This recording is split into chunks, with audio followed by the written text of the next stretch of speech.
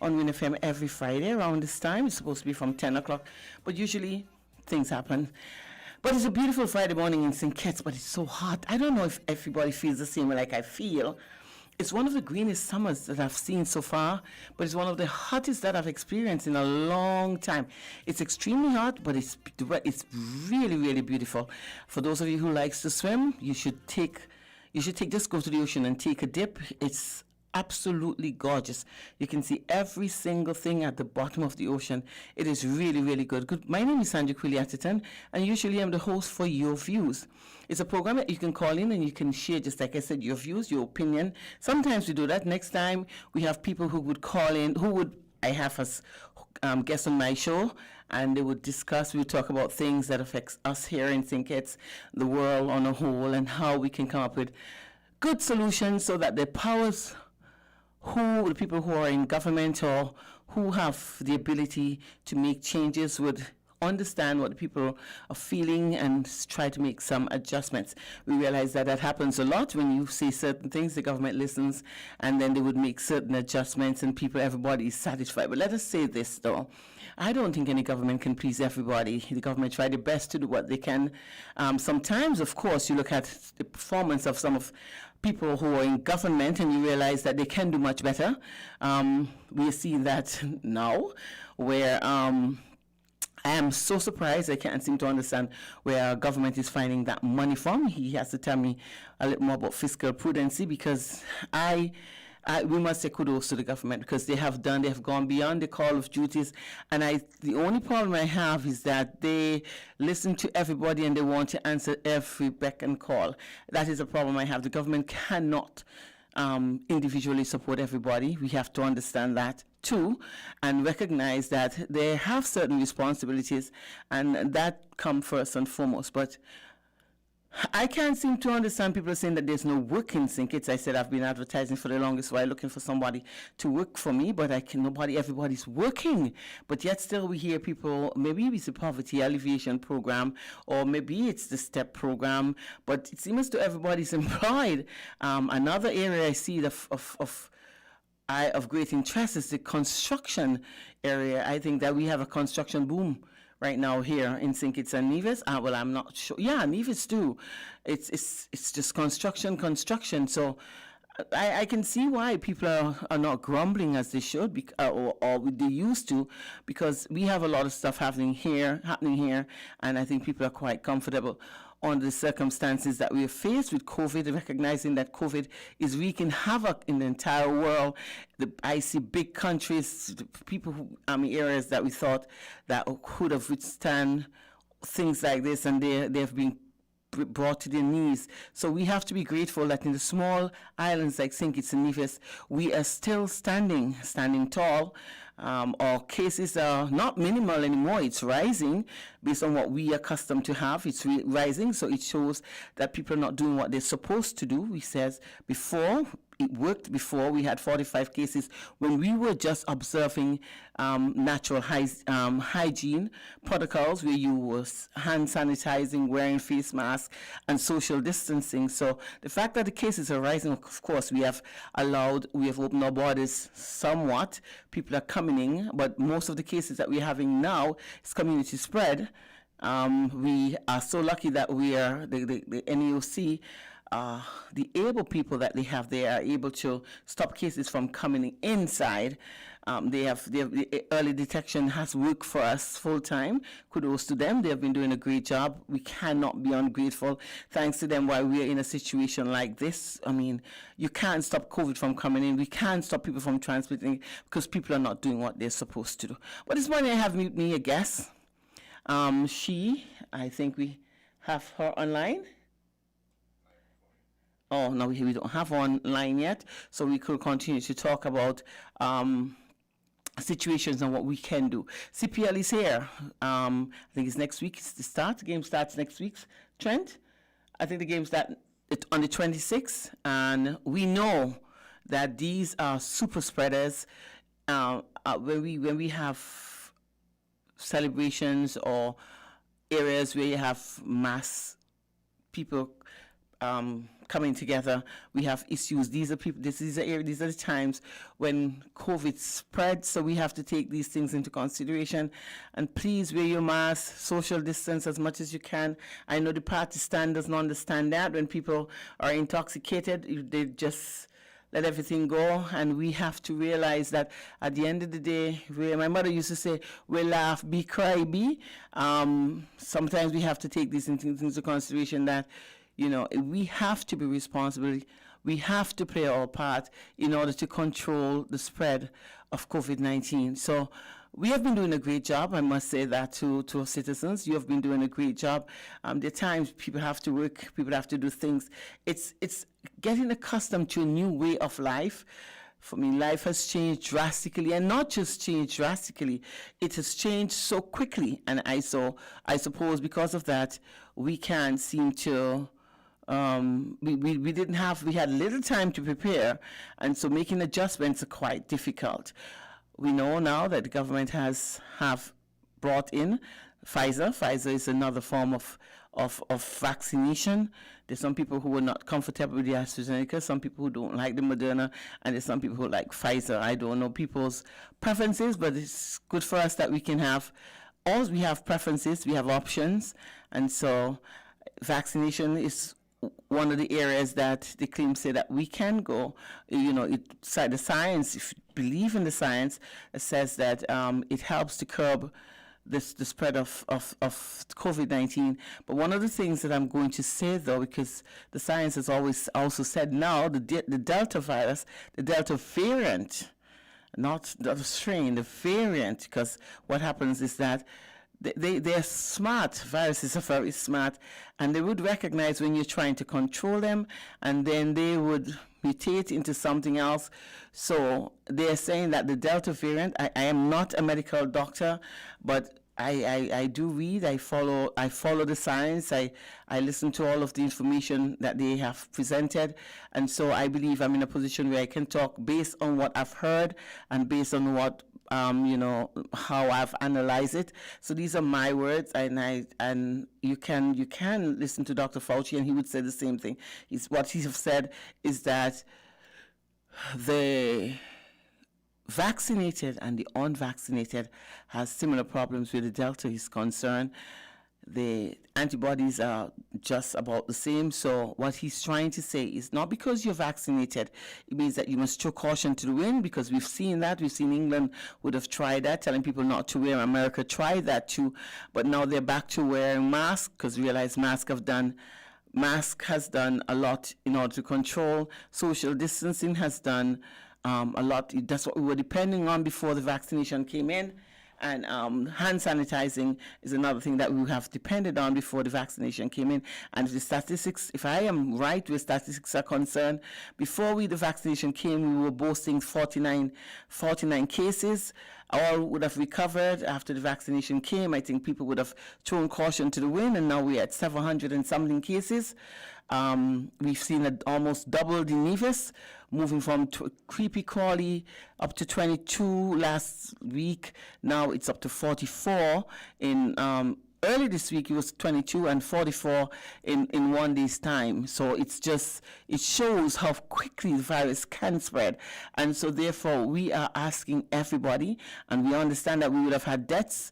We see the complication of the virus, and there's somewhere that I would have read that there are long-term effects from COVID. So if you would have contracted the virus and you would have gotten over it, it's not like to say that I would have gotten over it, but there are some other issues that you can develop in the future. Also, there's a term that they call long COVID, where you have the virus for a very long time. So people have said, based on some testimonials that I would have read, that people would have had COVID for almost a year. You're reinfected, and then it's every time you have the reinfection. So we have to be very careful, not looking at it that you can recover, but then there are long-term effects from COVID-19. Now I have my guests online. Good morning, Miss Danielle, Honorable Soon-to-be, I hope. How are you this morning?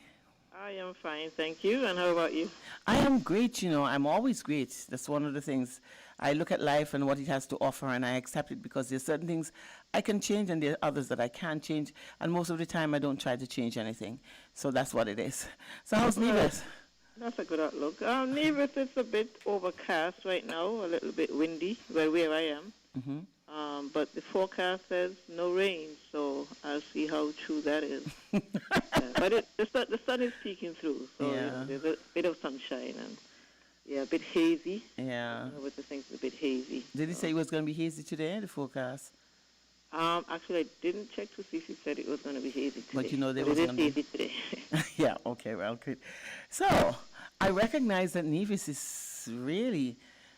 And I always worry about when cases start to rise in small islands like us, and and I'm realizing that you're now looking at 44 cases of COVID-19. Yes, well, 44 in total. Uh, Some would have recovered. recovered. Hmm. Um, but yes, it is something to be of concern based on our, infrastructure, hospital capacity, and that sort of thing. What we do try to encourage, because we realize that COVID-19, it's here, it's going to be here for a long time, and so we have to try to figure out what is the best way to manage the pandemic and to protect and save lives from the very serious impacts or effects of it. And so we understand and we know that there is some hesitancy still with the vaccine, and you know We would have lost her, I think, and we tried to get her back. Yeah, just like she said, the people who are hesitating on whether or not they should take the vaccine. And for me, I always say everybody have a choice. Heavenly Father, in all his glory and his wisdom, as almighty as he is, would have given human beings that choice. And I am going to tell you now that I don't believe that anything should be forced on anybody. Everybody's supposed to have a right to make that decision. And those who are not making decision should understand too that if you're not making the decision to do what you're asked to do, then you have to suffer consequences. And that's what life is all about. So if you say you're not going to take it and other people feel like they're threatened by you, then definitely you can't be in their space. So you have to create your own space. And that's what it is.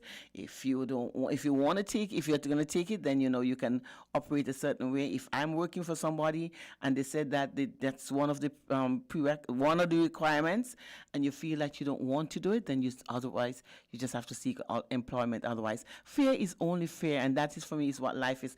But I do not think that people should be forced into doing things. But those of you who don't want to be forced into doing anything, remember that the job belongs to people, and they also have their rights. So you have your right, and they have the rights, and these are the things that we have to seriously understand. It's a sad situation. It's the position the world has found itself in, and those of you who can survive without it in your own space, in your own environment that you would create, then feel free to do so. But if you're operating in other people's space, understand too that they have a right to do what they want to do. And we would all be happy if I would respect your rights, and you would respect my rights. And that's how the world is. It's so unfair, but it is the reality. Is she back on yet, Trent? Janice, are you there? Okay, he's still trying to get her back. We would have lost her, but there's so much things we can talk about. We know that she said they have had cases, and we have to realize that too. That although people are recovering from COVID, people are still complaining about the body pains that the breathing difficulties that you're still having. Those are the after effects, not side effects. Those are the effects caused by COVID-19. Janice, you're back. Yes, I am. Okay, cool. And you were saying? Yes, I was saying one of the things we have to recognize is that we are living in the COVID-19 era, and we must find ways to be able to coexist and to manage the pandemic as best we can. And so understanding that vaccinated or not, the wearing of mask is critical. And so I actually like the fact that the mask wearing remains a constant throughout. We started to see a bit of concern with regards to people stereotyping others. But as it is right now, the variants are changing. Nobody knows exactly what variant may come about next, and so the best precaution is to ensure that you have that mask that would be like, added security. So, and, the hand sanitizing and the social distancing, etc. Because the thing is, we cannot see we cannot see the virus, and so you just have to operate as if it is wherever you are, and try your best to ensure that you protect yourself, and once you protect yourself, then that will help to protect others as well. We've seen some of the benefits of mask wearing because we realize lots of people haven't come down with that common cold that we normally have. The flu season wasn't really that flu season. We haven't had much, or maybe because we didn't have true variants, so we couldn't give it a name. But we have seen the benefits of mask wearing, not just where COVID is concerned, but otherwise. Well, that COVID is One of the things I say as well is that with the reduction in the arrivals, the tourist arrivals, because a lot of times the flu would come down, from the colder climate and that sort of thing. So that I think would contribute to us not seeing as much of the flu as we would have ordinarily seen. Okay, so there's the good and there's the bad and there's the ugly. You see the benefits. It's what happens when you have situations like this. It's a pandemic. We have to understand that the whole world is affected by this. Everybody is suffering. And I'm seeing Nevis is preparing for a next general election just right around the corner. You will have at least how many, 24, 12 months? Well, how long do you have before? The next general election is constitutionally due December 2022, which is next December. However, based on how the Constitution is set up, the ruling party can call it at any time that they, think it would be in their best interest, I guess. So while it's due December 2022, it could happen before the end of this year, if the ruling party decides that is what they would want to do. And so, being in opposition, we have to be ready. We have to try to do as much as we can and not procrastinate and think that we have time, because you just never know when the bell is going to be rung and when we have to get to the polls. So that's why it's some things that we're doing. My launch, for example, is going to be tomorrow. We do have strict protocols to be enforced as recommended or as required by the task force. But we know what the situation is today. We do not know what it may be next week or the week after. And so sometimes you may be waiting to get a better situation. You just don't know. You may end up getting a worse situation. So, it's a bit of a risk assessment as to how best to navigate through the entire COVID-19 pandemic situation. Yeah, it's what it is. It's just, like I said, we should be starting to get accustomed to it because it's been around now for over a year, over a year actually. We've been locked down, opened up, crying, people have been affected, scared, fear, and everything has been calculated in this. We have all experienced all of that. So I think we are in a better position now than we were, not having an understanding of what the virus was, what could happen. That's fear. That fear factor is not as high as it used to be.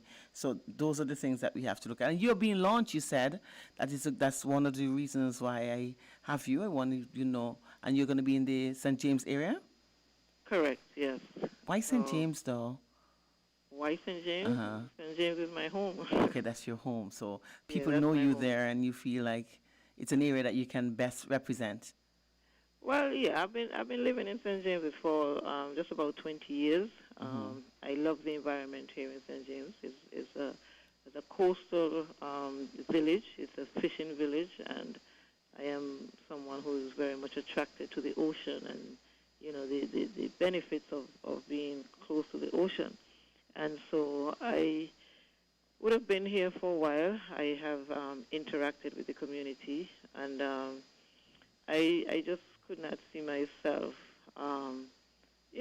running in an area where I do not live. I mean, I live here, and so for the good or the bad, I have to be able to understand and feel what is happening in the immediate area that I'm a part of. And so I feel based on my experiences in the area, based on the path that I would take with regards to redevelopment of the area. I think St. James is the constituency that is best aligned with my skill sets and expertise and the things that I can do with regards to community building and economy building and that sort of thing.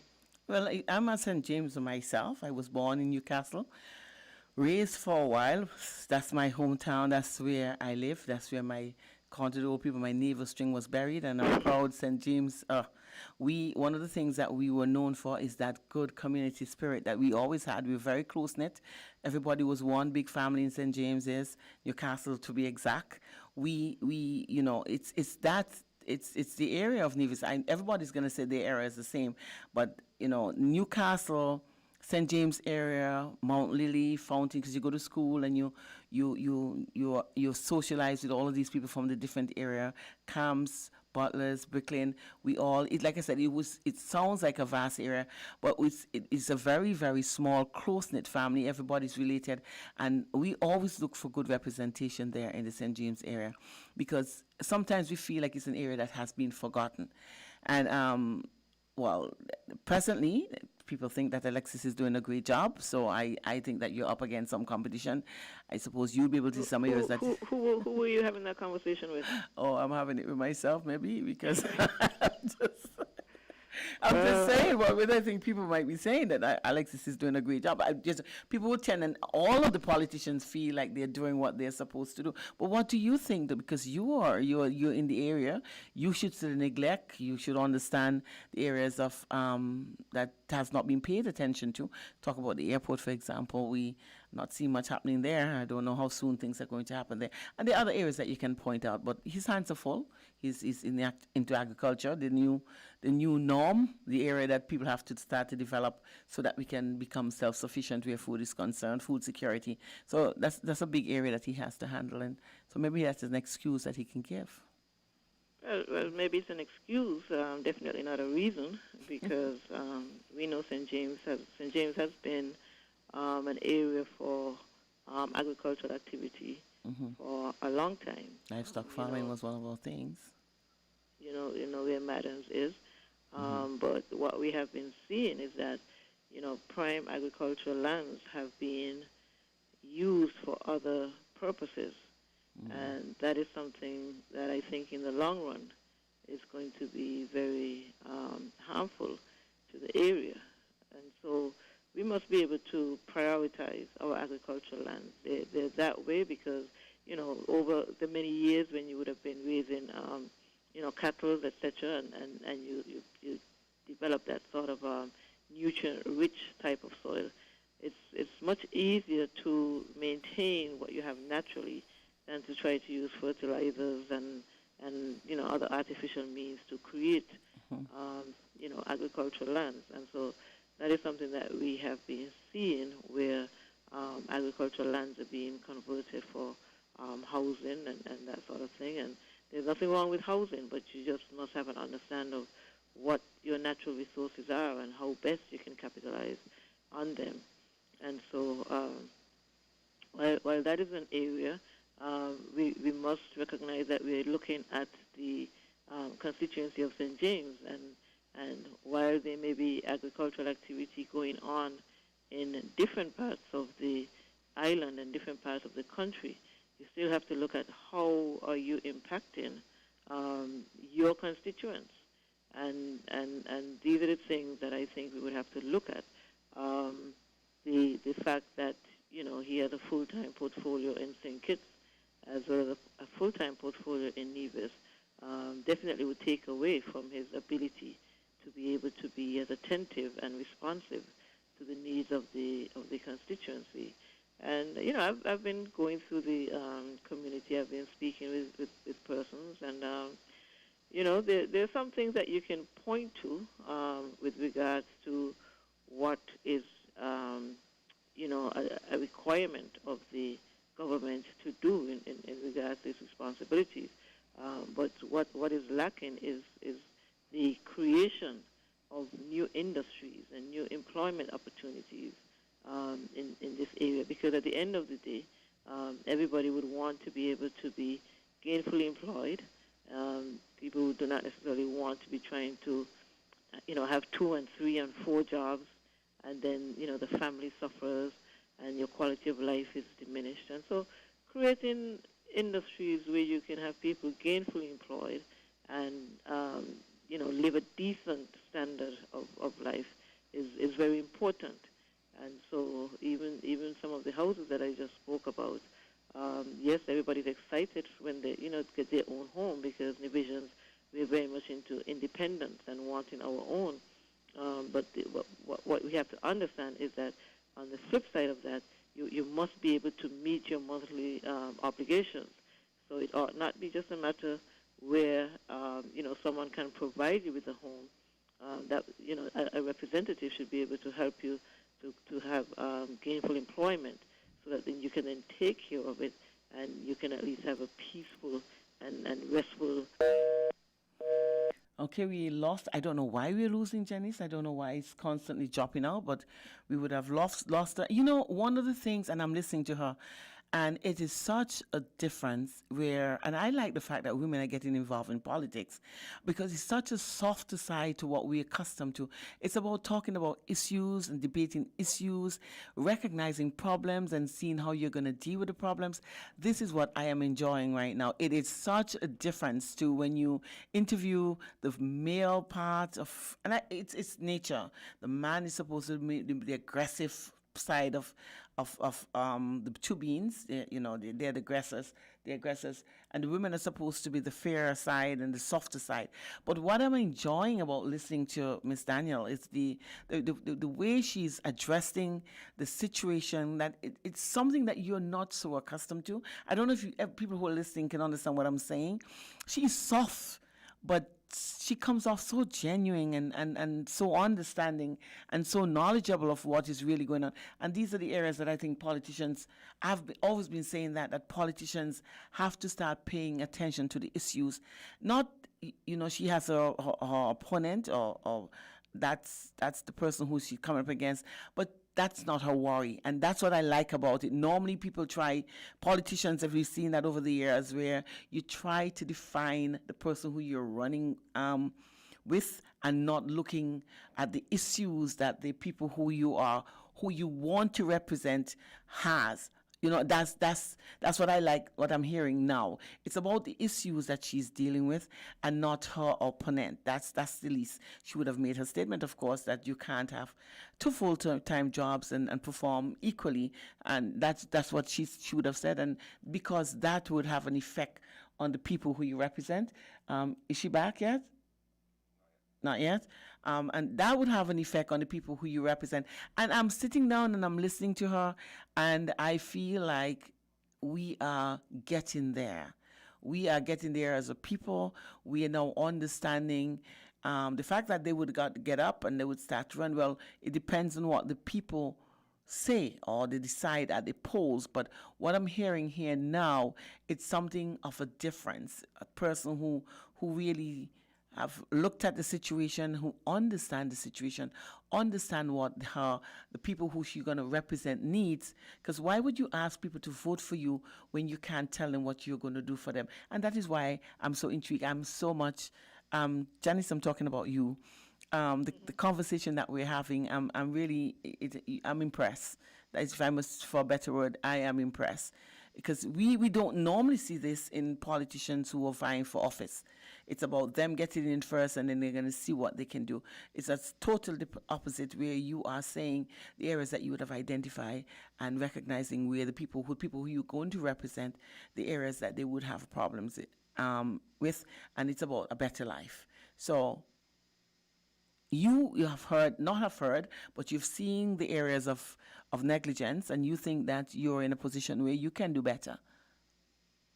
Well, yes, and I think that's actually the reason why I am, involved in politics right now, because, 10 years ago, 5 years ago, I did not really see politics in my, in my life plan.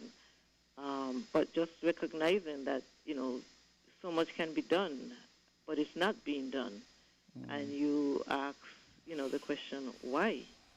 And so I am on this journey right now, and it's really about recognizing that there are needs that can be met if one has the right purpose and if one is in a position to really listen to the people and understand what are their priorities right now. And so, like I said, I would have been around the communities for quite some time. And, I'm asking myself, how come this is not done? And how come that is not done? And I think it's just a matter of priorities for individuals.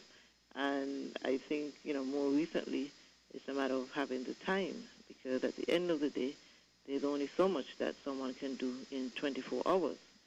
And, representing a constituency, I think, is a full-time job. In fact, more than a full-time job. And so having to represent, in two different parliaments, I think it would definitely take away from your ability to represent in any one area as well as you ought to. And so it's seeing people and hearing. And, I mean, I am someone who I would look at a need. I'm not someone who is partisan. I recognize that there's a community need, so to say, and I will try to fill that need regardless of who is involved and that sort of thing. So it's not a matter of, as we're seeing now, sometimes if you're not on my party, then, too bad for you. I don't look at things that way. I look at the whole picture, and I look at a need that is required, and then I try to address it. And so, as we say over here, blue would benefit, green would benefit, but it's just a matter of, the electorate understanding who is better positioned to deliver on the needs that they have and to give that person the opportunity to do so. But you know what, though, Janice? We as the electorate have been fooled so many times over. But, and we could take the stance of that everybody say the same thing. One of the things that I have looked at over the years, and you listen to a lot of politicians speak about, not about what they can do, or because a lot of times they can't tell you what is there to be done. So, and if you listen about what they're going to do, if you can analyze well, you can see whether this person is genuine or that person is just trying to get into office to look after themselves. And most of the times you see that in a lot of the politicians, is that they ask us, the electorate, to vote for them, and then after they get in, we are back on the back burner again, and then another year before election, then they surface again, and they come with the same empty promises, and always come with an excuse why they couldn't do what they're supposed to do. And that's what I say. I like what you were saying, because you are vying. I understand that you're vying for the position. The fact that you said you're not partisan, we see that people. Sorry. We see that it's changing a lot here in St. Kitts, though, where I am so proud of everybody, not everybody, but it's a situation where it doesn't matter who you are, and you can call and you can get assistance. And I'm seeing that, and I'm not being biased, and it's not about party politics either, but I'm seeing it happening now. And I hope, and I've said that, I hope this is a new era where politicians are going to take that into consideration, that representation is not about you representing people who voted for you only, but for the constituency that you ran for. Because if you do well, because you have to remember, like I said, we have been fooled over the years. If you do well for your first term, then you wouldn't have to campaign for the second term because people will now understand that you're a genuine person. And that is I what, would beg to differ. I would beg to differ. okay. Because I can always recall one of the things that I thought about when I contemplated getting involved in politics was when my father, when he ran the Four Seasons, which he was, quite instrumental in getting into Nevis. For the first time, persons had, good paying jobs, and it really changed the economy of Nevis. And, the Four Seasons opened in 1991, and he was out of office in 1992, voted out. And so all of the things that he would have, spearheaded and helped to bring about to improve the lives of persons, it appears that did not really factor when people went to the polls. And so I think once you are in a position where you could contribute and you do the best that you can, and you want to continue, then you have to, continue showing people how you can continue to contribute to them. So I I would have looked at that situation. Everybody really thought that he was going to, win his seat. But then, I guess the other side has different plans and different strategies. But again, where- sorry, again, but you have to look at the fact people always, and I don't know why they always say this though, oh, you've been in there for too long. It's time for us to change you. And people change because somebody, not that they're doing badly, but because they've been in there for too long. They've been in office for too long. So sometimes these can be contributing factors. It's the mind of the electorate, and again, maybe it might have been a build-up from before. Maybe the Four Seasons wasn't the only thing that they wanted to see happen, and they felt that he wasn't delivering on other ends. We don't know. Well, I think around that time is when we really started to see the overseas voters coming in. Yeah. And Yeah. I think on the ground he would have been returned to office. But once the overseas voters started coming in, I think that had a big part to play in him losing that election. But and so that brings up the next topic about overseas voters or resident voters. But at the end of the day, I mean, my position is that I would try my best to explain the plans that I have for St. James's, and hopefully they would resonate with persons based on my background, based on work that I have done in the community before. Excuse me. I am hoping that it would be sufficient for persons to understand that I can deliver. I understand the needs. It's not about me per se. I'm comfortable as I am. But it's really, you feel compassion and empathy, and you see people, really would like to be able to pay their bills. You see people struggling to get their children to school, to buy school lunches and stuff like that. And, how can you really help on a much larger scale, but, trying to get in where you could put necessary policies in place. For example, if a parent cannot afford a school lunch program, then that parent should not necessarily have to feel that, ashamed or embarrassed. That, I mean, we have all sections, all rungs of the ladder in terms of capabilities, etc. And so if a parent can demonstrate that they are not in a position, they're not working, then, that child should be able to eat. And one of the things I realized here in Nevis is that people would look at your home, and maybe at one point in time you're doing very well, and you're able to build yourself a nice home, but you still have a mortgage to pay. And people say, well, oh, you live in a nice big house, so you don't need any assistance. And us as Nevisians, we're very proud people, and so sometimes children would actually stay home from school because the parent is not in a position to give them the $5 for lunch on that day. And so, things need to be put in place to look out for everybody, regardless of where you may have been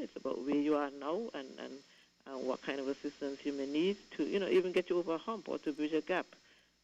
And so those are the things that, we would need to look at and ensure that nobody's left behind Yep. when they are not. Yeah. And I can tell you there's some areas I've always just like, not like you because you just started, but I've always had a very keen interest in politics. And I've always felt that we politicians can do much better. Yeah, it's everybody going, not everybody, because I wouldn't do that though. When you get into office, it's about you, and you see that. You see politicians get in, they couldn't afford to pay their bills, and as soon as they get in, they buy the best car or they buy the biggest house, and you ask yourself the same question because you understand the salaries that ministers operate on, but yet still you look at the mass wealth that they would have accumulated in the short space of time that they've been in there. And you're the ones who have worked so hard trying to get them in, then you still have to be running behind and begging. It's about creating an environment where we are not beggars, and politicians do that a lot, where you have to always hold on, hoping that one of these days you're going to get a chance. Promises that have been given. There's a situation, and I'm glad that you're going to run for St. James area, and this is an area that I want you to start looking at. I have an auntie there, I'm not going to call her name, but for the longest while, she lives alone, and her children, people always look, oh, her children could afford. It's not the children. She lives alone. She has to pay her bills like everything else. She's not employed. She's 80 years old, and she's been seeking assistance, and that's what Social Security is there for, non-contributory pension, and she has been totally neglected. I've been asking, and promises have been made. People are looking at the fact that, oh, yes, if there's a child living there and the child is unemployed, the government has the poverty alleviation program where if you in a household and you're making less than $3,000, then you can apply for at least the 500. I don't know what Nevis has a situation where it's either the 500 or otherwise they would give you some other relief. But people parents have to look after themselves. Whether or not you have children does not say me children, and they have children have their life. But if it is good for, we have lost again. But what I'm going to continue to say, if you recognize that there's a situation where everybody, if the law states that this is the situation, everybody should be taken into consideration. And those are the areas that I find that when politicians, they make all of the promises to you, but when they get into office, you are still the same way. They still keep you in a position where you are so dependent on them, and that you're still hoping that even if you don't get it in this term, you might be able to get it in the next term. I think that is something that has to be done away with because it's just not fair. When we, as the electorate, elect politicians, it's not for us to be begging them. It's for them to create environments that we don't have to beg anymore, that we can become self-sufficient. But these are the areas that we are seriously lacking, and I think that is one of the reasons why I said that we have been fooled so many times by politicians, and so we are very wary sometimes, and sometimes it is sad because we overlook the new ones that are coming in. They can help, but because that we've been fooled for so long, we missed out an opportunity putting the right people in position because we think they're going to do the same thing. Janice, you're back. Yes, I am. Okay, I'm talking about the St. James area situation. My auntie, she's been for the longest while trying to get some help. We haven't had it. It's something I wasn't going to talk about, but because we're having the discussion now, I think that it is something that is necessary. Now the children are going to say, oh, no, my mother is not begging. No, she's not begging. But I think that the government can offer some assistance there and stop looking at where children are positioned. Children are not obligated to look after their parents. We've seen that. They're children who have their own lives and they're struggling the same way.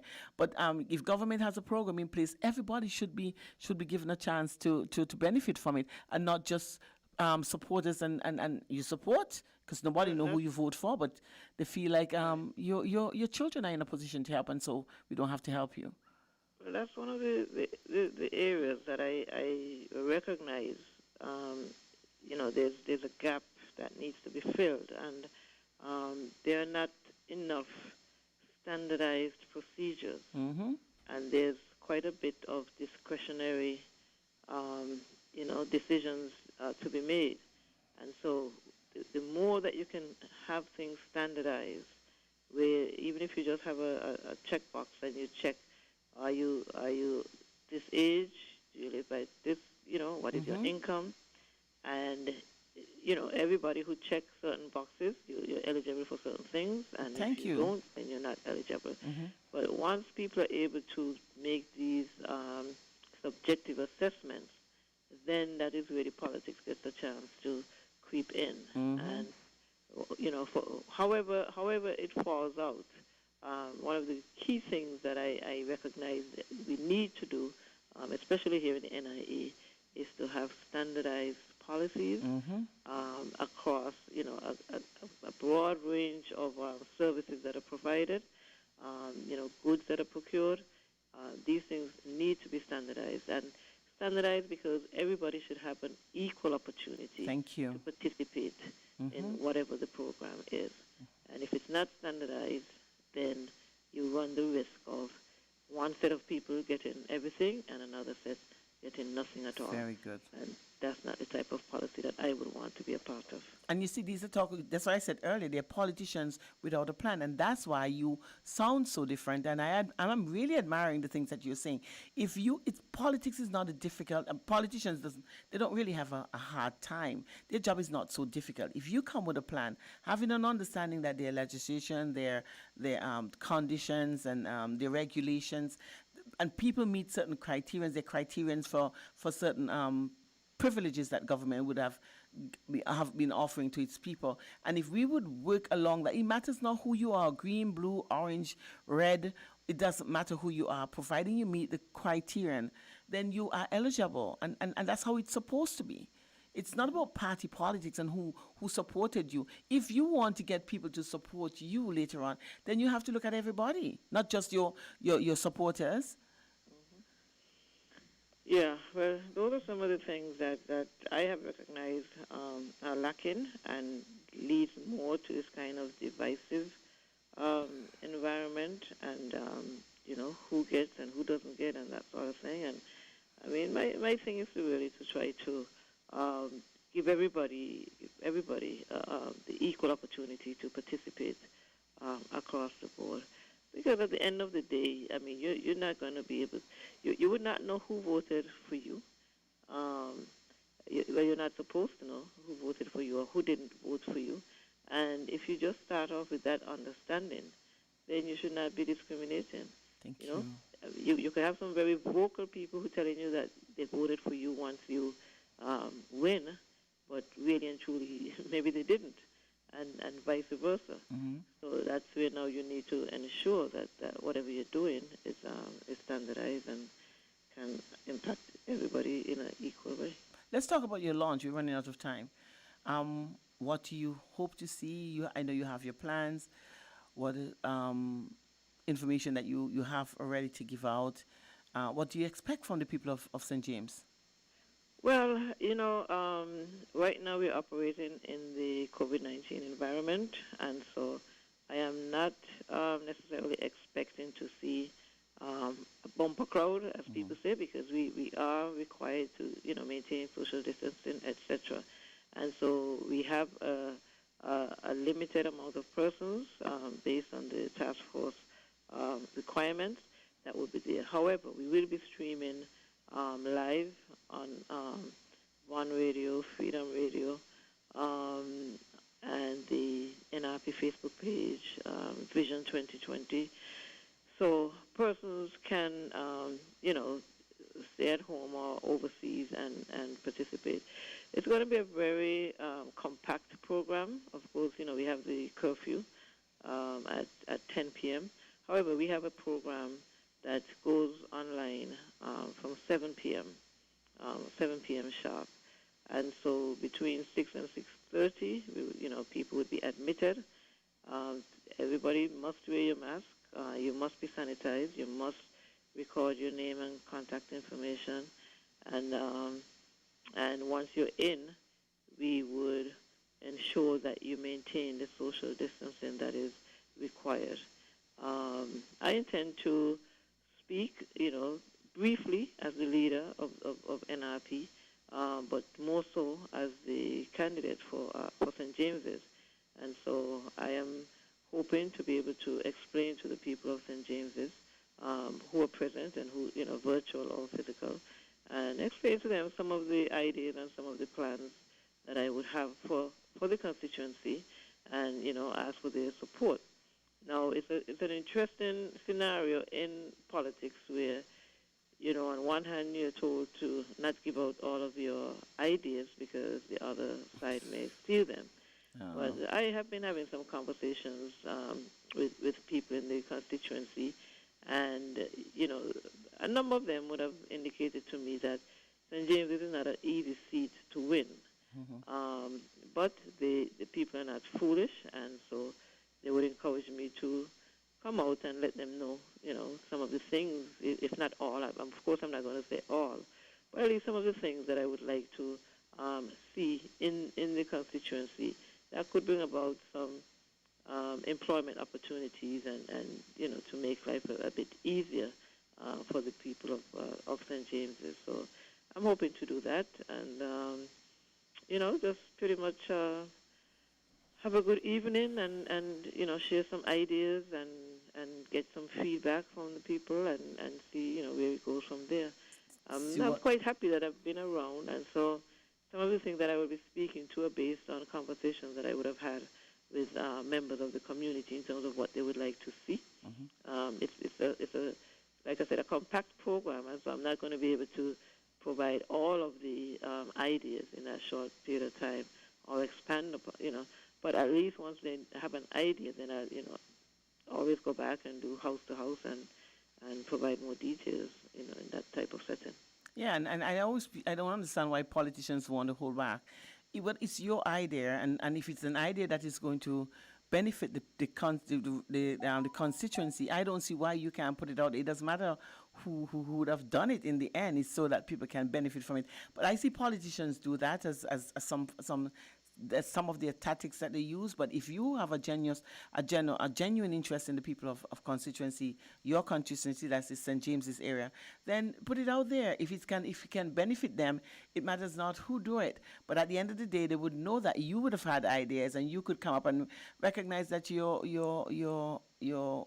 opponents they're basically bankrupt of ideas. So if I was to become a politician, I would say exactly what my plans are. If somebody wanted to put my plan into action, fine. At the end of the day, whether or not I'm in office, I want to make sure that my constituents are looked after. So if I have a plan that can help them, I'll put it out there. Yeah, and one of these days they would realize that it's not those who represent them that is interested in their affairs, but those who that they would have neglected in the end. And that's what politics is all about. It's about helping the people. It matters not who complete the task. But I like what you've said, Janice. Like I said, it's a different tone to what you're accustomed to when you're interviewing people who are vying for office or politicians. For me, it's always a lot of noise, and I always call them sounding brass and tinkling cymbals, because that's what it is. It's just what it is. It just make a whole lot of noise, and when push come to shove, and when they're given the opportunity, they ask for another 5 years because they didn't get a chance to look after you because they were very busy looking after themselves, and that is exactly how I feel. But I know that politics is not something that you depend on. You would have made yourself, and you're quite comfortable that you would have made alluded to that, and it's just because you've seen areas of neglect and areas in which you can help the people of St. James's. And I do wish that people take these things into consideration and may the best representative win at the polls. And that's where I hope that your message resonates in the minds of people of St. James's, and they can look and see and understand some of the areas that of interest that you're looking at, and see whether or not you'll be the person who can complete the task and make them the happy St. Jamesers that they want to be, because that's who they are. And one of the things I'm going to tell you about St. James people is that they are very independent people, but there are lots of areas of neglect, and they need some attention being paid to a lot of the areas. Building houses and just giving a person a home, the area is still so junky, you can't get in sometime, the roads are they're not very accessible. These are things that you have to look into and make that difference. It's not just about giving a house, it's about just making sure that the areas people are comfortable in the homes that you're given. Yes, absolutely. Thanks for coming, Janice. Thanks for coming on my program, and I really look forward to having some more interviews with you, not because you're an NRP representative, but because you're a woman who have taken make that decision that you want to be in politics. It's not a place where women would find themselves, because we've been sidelined and pushed in the back and think that it's not a field or a game or a sport that you should be in. And but I think, like I said before, listening to you, I feel comfortable. I feel Nevis is finally looking in the directions that they should be looking into. And I'm hoping that St. Kitts should start doing the same thing. Because when you look at St. Kitts politics, you have one minister that is a female. And it's always been that. Give them one and make them happy. It's always one. And I like the fact that you all would have decided to take all of them on board and see where we can go with that one. Absolutely. All right, well, thank you for having me, and I'm hoping that everybody would tune in to the launch. And, it's a two-way street. I would give ideas, and I'm always open to receive comments as to, how an idea may be improved or even, added upon. And so it's always interesting when you can hear the perspectives of other persons.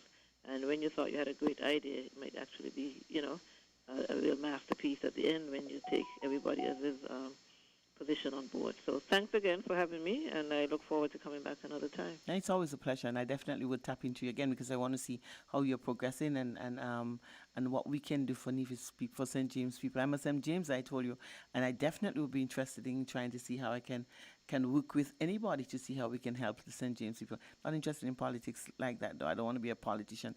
I just want to make sure that I can assist politicians to make sure that the electorates are benefiting in the end. They're the ones who voted for you. They're the ones who put you in the position. So I do hope that later on that you'll be grateful and start looking after them, because that's what happens. We put you there and then we are neglected. It's gratitude. Well, yes, that's my purpose for going in. So I don't think that I would go too far off track. Going in to help and to alleviate some of the struggles, and so that's my focus, and everything that I do is towards that. So. Okay, we would have lost her, but we would have been out of time too. I think that was an indication that we are out of time, and I think that's where we're gonna go. But it's all good. I am infringing again, as usual. I always infringe on people's time, but I don't think they don't have any problem with this one. So it's just about that time. It's time for me to wrap up. It was a beautiful program that I would have had. It was the information I garnered from it was good for me. I really enjoyed doing that one.